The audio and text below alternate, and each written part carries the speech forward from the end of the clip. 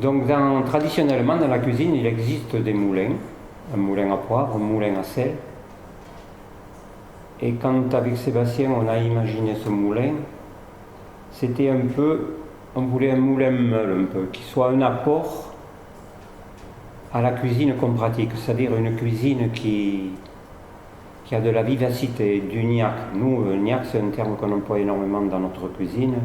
Le gnac c'est cette touche qu'on va amener dans un plat, une touche visuelle, gustative, parfumée.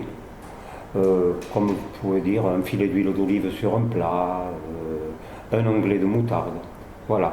Et donc ce moulin, il absorbe un peu tous les calibres qu'on peut imaginer. Donc sur cette table-là, il y a une panoplie de ce qu'on pourrait imaginer. Donc là, on a des zestes d'orange, on a surtout des agrumes. Parce que notre cuisine est bien signée avec les agrumes, donc on a des agrumes qui sont confits, qui passent dans le moulin,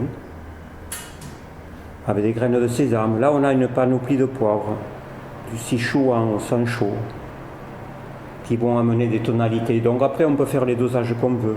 Là on pourra faire un moulin dans le mélange qui va être sur des connotations anisées. Ça va parfumer, ça va être digestible.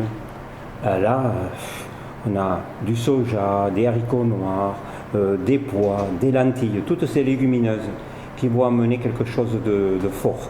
Alors donc, ce tour de moulin, on va pouvoir le faire sur un potage, sur une boisson, sur du cru, sur du cuit. Vous voyez, là par exemple, on a quelque chose qui va amener de la vivacité. C'est de l'ail, du poireau, des oignons, qui vont amener cette dynamique au plat. Là alors, ça c'est notre sancho, c'est le sancho du jardin avec des piments, avec de l'olive noire confite. Et puis moi personnellement j'ai un petit faible. Vous savez, c'est pour ce sucre casson que je vais mêler avec du gruau de cacao, avec 3 graines de café dedans. Ça sur une crème anglaise, c'est du bonheur. Ah, regardez ça, on a mis même de la noix de coco qu'on va peut-être mélanger avec des flocons d'avoine. Et puis, quelque chose qui est fabuleux aussi, c'est sur les poissons. Utiliser ces petites crevettes avec un peu de coriandre qu'on va glisser sur le plat. Alors, ce qui est intéressant avec ce meuble, avec ce moulin, c'est que on peut jouer sur la granulométrie avec cette couronne là, plus ou moins, suivant les envies. Là, on a des bananes, on a du champignon, on a de la cannelle. Oui, même le bois de cannelle passe dans ce meuble. Et puis on a toute une série d'algues. Donc après, c'est au gré de vos envies. On peut imaginer toute une pléiade de produits à passer dans ce moulin.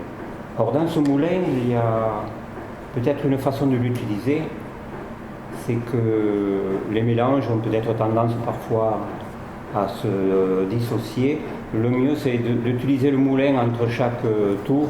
C'est comme un shaker, vous mélangez les produits, comme ça le mélange est homogène.